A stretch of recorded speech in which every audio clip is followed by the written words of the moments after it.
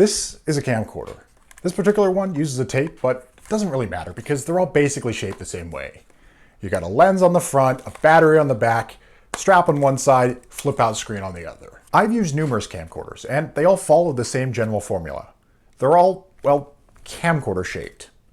Except for the one I'm going to show you today. First, let me give you some context.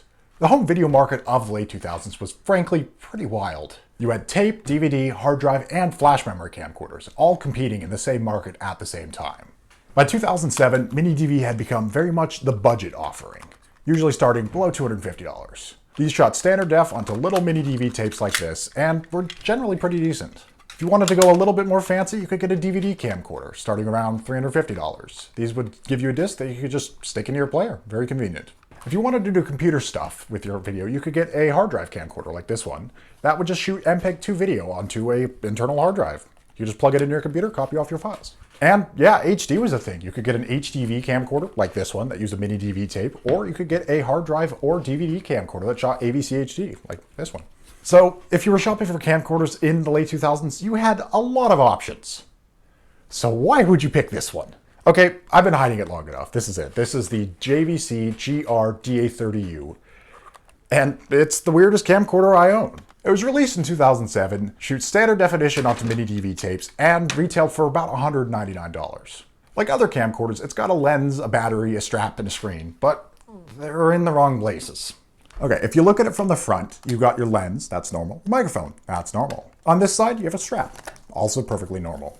But when you get to the back, yeah, that's a screen. And the screen does this. And, well, where's the battery, you might ask? Most camcorders have the battery mounted on the back. Well, it's not an integrated battery. As far as I know, no proper camcorders did that. But it is in a weird spot. So, you see the side here? This plastic cover comes off. And, yeah, that's the battery. Same type of battery as a lot of other JVCs of the time. To get it out, you just slide the switch along the bottom and try not to drop it as it's unceremoniously ejected at you.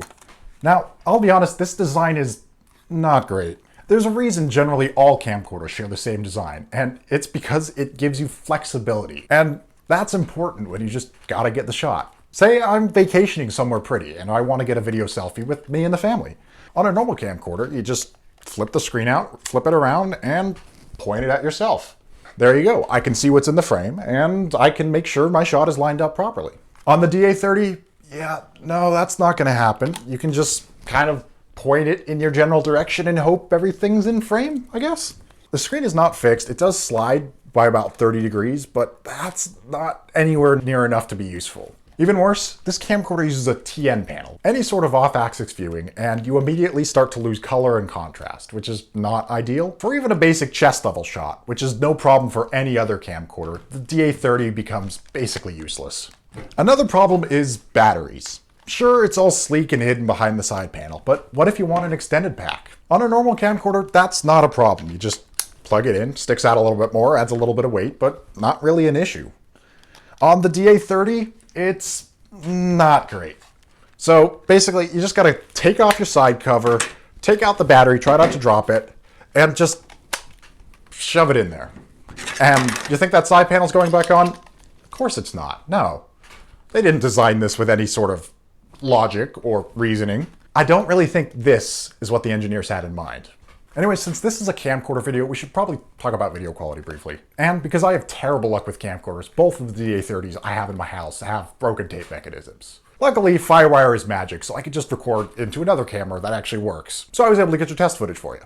Anyways, the video quality is fine, I guess. The picture tends to be rather soft, a lot of detail seems to go missing, and in general, it's just kind of average. Outdoors, it's nice enough. The 30x zoom is good enough for getting long-distance shots of interesting subjects.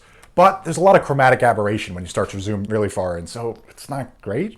In lower light, it gets even worse. The camera struggles with noise and just doesn't look great. And dynamic range as a whole leaves a bit to be desired.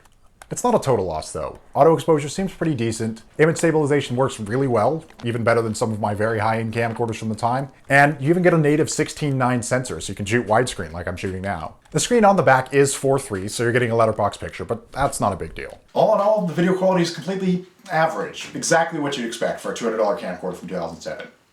It's all right. I'm still left wondering something though. Why did JVC make this?